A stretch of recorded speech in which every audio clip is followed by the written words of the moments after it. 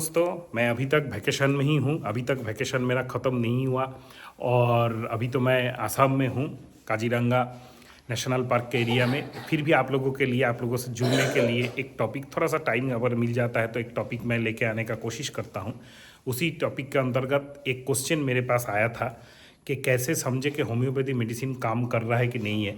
तो जैसे थंबनेल में आपने देखा वैसे ही कि होम्योपैथी मेडिसिन जो काम कर रहा है पोटेंसी वाइज, केस वाइज, कैसे इसको समझे, ये बहुत ही एक इम्पॉर्टेंट पार्ट है।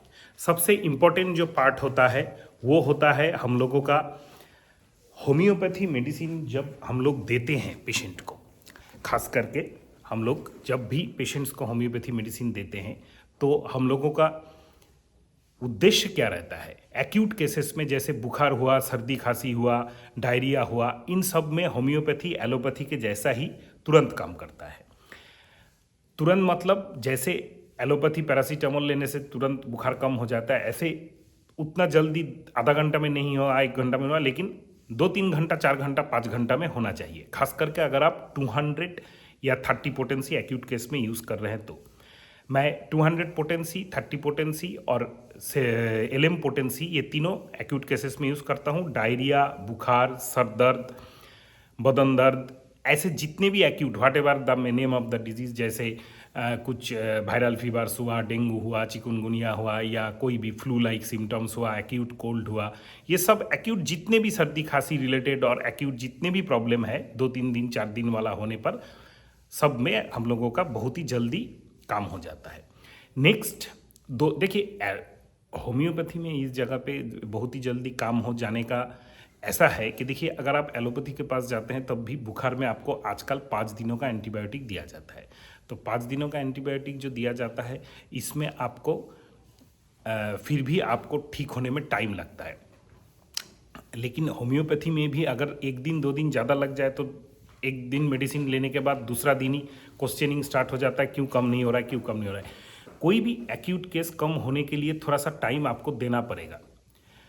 फिर हम लोगों का जो आता है वो है क्रॉनिक केसेस। क्रॉनिक केसेस में हम लोग जो करते हैं वो है लॉन्ग टर्म डिजीज़ का ट्रीटमेंट, जैसे स्किन डिजीज़ हुआ, आर्थराइटिस हुआ, आपका कोई भी ऑटोइम्यून डिसऑर्डर हुआ से लेके कैंसर तक, सब जितना भी क्रॉनिक केसेस, साइकोलॉजिकल डिसऑर्डर्स हुआ, इन सब में हम लोग जो, ये डिपेंड करता है कितने दिन में काम करेगा मेडिसिन, ये डिपेंड करता है आपका आपका जो केस है उसका जो डेप्थ है उसके ऊपर। कई केसेस में बहुत जगह allopathy medicine, history of allopathy medicine रहता है, उसमें हम लोगों को टाइम लग जाता है। कई केसेस में क्या होता है, maintaining cause of the disease, patient ऐसा कुछ कर रहा है, जैसे एक पाइल्स के पेशेंट को मैंने बोला आप मसाला मत खाइए, मीट मछली मत खाइए, वो हम लोग का मेडिसिन भी ले रहा है, मसाला भी मीट मछली ले रहा है, उसको ठीक होने में ज़्यादा टाइम लगता है। तो क्रॉनिक केसेस में कब तक हम लोग समझे कि एक मेडिसिन काम कर रहा है। जनरली अगर आप 200 पोटेंसी या 1M पोटेंसी दे रहे, 7 से लेकर 10 दिन में आपको रिलीफ मिल जाना चाहिए। अगर नहीं मिलता है तो मेडिसिन काम नहीं कर रहा है। और अगर एलएम पोटेंसी आप यूज़ कर रहे हैं तो 3 पोटेंसी, मतलब 0/3, 0/5, 0/7, 0/2, 1 पोटेंसी स्किप करके हम लोग एलएम पोटेंसी देते हैं।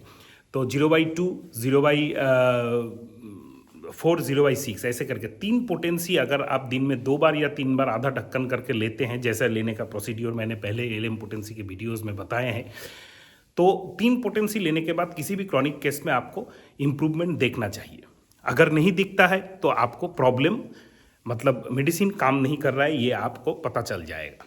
और कुछ कुछ क्रॉनिक केसेस ऐसे भी होते हैं जिसमें हम लोगों का ये प्रॉब्लम रह जाता है कि those are not curable case, those are manageable case. मतलब जैसे हम लोगों का बहुत पुराना सीवियर टाइप का न्यूरोलॉजिकल डिसऑर्डर हुआ, पार्किंसनिज्म हुआ, डिमेंशिया हुआ, कुछ ऐसा टाइप का हुआ, ऐसा बहुत पुराना, एकदम नया नहीं, मैनेजेबल, मतलब इसमें आपको लगातार सारा ज़िंदगी कुछ ना कुछ मेडिसिन वगैरह लेना है।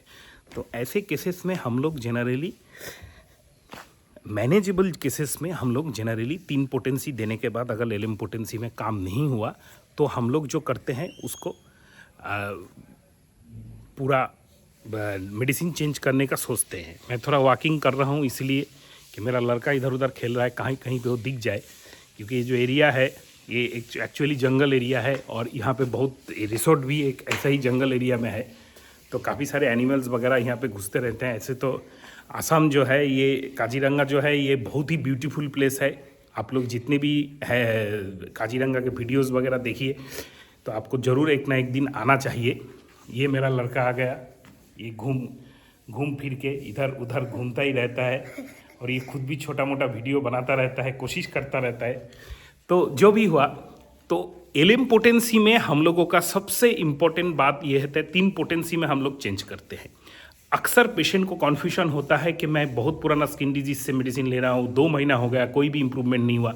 तो कुछ ऐसा इम्पोर्टेंट हम लोगों का लक्षण है, जो लक्षण देख के हम लोग समझ रहे हैं 2 पेशेंट का जो प्रॉब्लम है, दर्द हुआ, ईचिंग हुआ, स्किन डिजीज हुआ, साइकोलॉजिकल प्रॉब्लम हुआ, कुछ भी हुआ, गैस हुआ, ये ठीक नहीं है, लेकिन फिर भी मेडिसिन काम कर रहा है, मेडिसिन एक्शन कर रहा है। ये पेशेंट यही मेडिसिन से कुछ ही दिनों में आराम में आएगा। उसमें क्या है, पेशेंट मेडिसिन लेने के बाद एक कंफर्ट फील करेगा, पेशेंट का भूख, नींद, स्टूल, ये सब एकदम क्लियर होगा, नींद अच्छा आएगा, भूख अच्छा लगेगा, स्टूल फॉर्मेशन अच्छा होगा। ये सब अगर होगा कोई भी मेडिसिन लेने के बाद, तो आपका मेडिसिन काम कर रहा है। भले ही उसका जो दर्द है, न्यूरोलॉजिकल इशू है या एलर्जिक सिम्टम्स है या कोई भी क्रॉनिक डिजीज़ है, ये आपका ठीक ना हो, फिर भी आप उस मेडिसिन पर डिपेंड कर सकते हैं। और जितने एलोपैथी मतलब मेडिसिन चल रहे हैं, ऐसे केसेस हम लोग के पास काफ़ी आते हैं कि डॉक्टर साहब मैं तो एलोपैथी मेडिसिन ले रहा हूँ, इसके बाद इसके साथ में, तो एलोपैथी मेडिसिन चलते चलते भी आपका जो प्रेजेंट कॉम्प्लेन है, कोई भी न्यूरोलॉजिकल, स्किन या एलर्जी या रेस्पिरेटरी या र्यूमेटिक डिजीज़ में, तो उसका तो आपका तो सिम्टम चेंजेस आएगा नहीं, लेकिन इसमें भी हम लोग इम्पोर्टेंस देते हैं भूख को, नींद को, स्टूल क्लियर हो रहा है कि नहीं, और comfortness in mind, well being, tranquillity of mind, मन के शांतता को, सम्यता को, जो बैलेंसनेस ऑफ माइंड है, ये सब अगर मेडिसिन देने के बाद इंप्रूवमेंट स्टार्ट हुआ, तो जो भी जितना भी पुराना 10 साल पुराना, 15 साल, 20 साल, 30 साल पुराना आपका बीमारी है, और उसके साथ आपका जो ये एलोपैथी मेडिसिन चल रहे हैं, वो भी धीरे धीरे छूट जाएगा। अगर कोई भी होम्योपैथी मेडिसिन लेने के बाद ये जो 3-4 पॉइंट मैंने बताया, ये आपका इम्प्रूवमेंट होना स्टार्ट हो जाए। जो पहले डिस्टर्ब था, सेंसेशनल लेवल में डिस्टर्ब था, इसको बोला जाता है sensational level.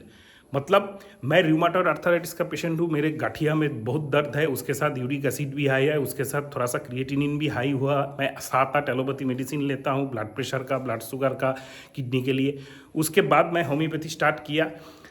Homeopathy medicine start करने के बाद, एलएम पोटेंसी लेने के बाद, 2-3 पोटेंसी चेंज करने के बाद मेरा भूख तो पहले से ठीक है, मैं थोड़ा सा ताकत महसूस कर रहा हूँ, कंप्लीट वेल बीइंग का एक अच्छा महसूस कर रहा हूँ, अच्छा लग रहा है। फिर जाके आप वो पेशेंट का देखिएगा, कुछ दिनों में उसका क्रिएटिनिन भी घटेगा, जॉइंट पेन्स भी कम होगा और सब कुछ कम होगा। लेकिन ये करना बहुत ही एक एक्सपीरियंस वाला टॉपिक है कि इसको एक अच्छा कॉन्स्टिट्यूशनल होम्योपैथी प्रिस्क्राइबर ही कर सकता है, ये कोई ऐसे नहीं कर सकता।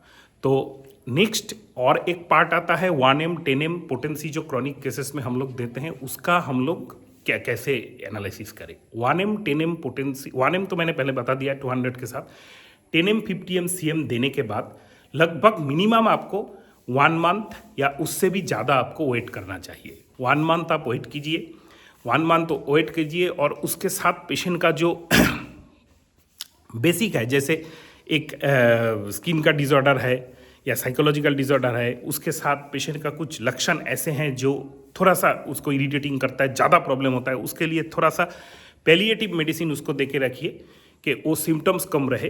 कोई बायोकेमिक हुआ, कोई पेटेन भी आप दे सकते हैं, लेकिन 1M आप दे के वेट कीजिए। कोई दूसरा पॉलीक्रिस्ट मेडिसिन का 200, 1M 10M या एलएम पोटेंसी मत दीजिए।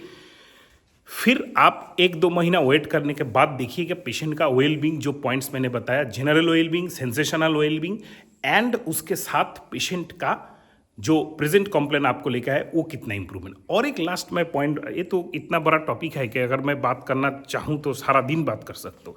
एक ऐसा केसेस है हम लोगों के पास आते हैं जो बोला जाता है कि इनक्यूरेबल है, इरिवर्सिबल है, लगभग मैक्सिमम केसेस ऐसे होता है, जैसे एक कैंसर पेशेंट हुआ, एक क्रॉनिक रेनल फेल्यूर का पेशेंट हुआ, एक ब्रोंकियल एज्मा का पेशेंट हुआ, या सीवियर क्रॉनिक सीओपीडी का पेशेंट हुआ। तो ऐसे एजेड पेशेंट जो 10 साल 20 साल 30 साल से आपका कर रहे हैं, उनमें आपका ऐसा कभी कभी देखा जाता है कि उनमें आपका ये प्रॉब्लम जो है कॉम्प्लीटली ठीक नहीं होगा, लेकिन इसको मैनेज कर सकते हैं। इन सब केसेस में आप लोग एलएम पोटेंसी सबसे ज़्यादा यूज़ कीजिए, रेगुलर 2 3 4 डोज यूज़ कीजिए, फिर आप इसको इमीडिएट 3 पोटेंसी के बाद ही, जैसे जो पहले बताया, आप चेंज कर दीजिए। इसमें आप ज़्यादा देर मत रुकिए, क्योंकि ये इरिवर्सिबल केस है। ये अगर आप ज़्यादा देर रुकेंगे तो आपका प्रॉब्लम बहुत ज़्यादा सीरियस हो सकता है, कॉम्प्लिकेशंस आ सकता है। इनमें शायद आप एलोपैथी मेडिसिन बंद भी नहीं कर सके, फिर भी आपको होम्योपैथी देना पड़े। अगर कुछ कंस्ट्रक्टिव इंक्विजिटिव कमेंट है तो कमेंट बॉक्स से कमेंट कीजिएगा। मैं बाहर से भी आपके साथ जुड़ने का कोशिश कर रहा हूँ, और कल तक मैं शायद घर में हूँगा, तो उसके बाद से रेगुलर जैसा मेरा क्लिनिक से मैं वीडियो अपलोड करता हूँ ऐसा अपलोड करता रहूँगा। थैंक यू दोस्तों, स्टे हेल्दी,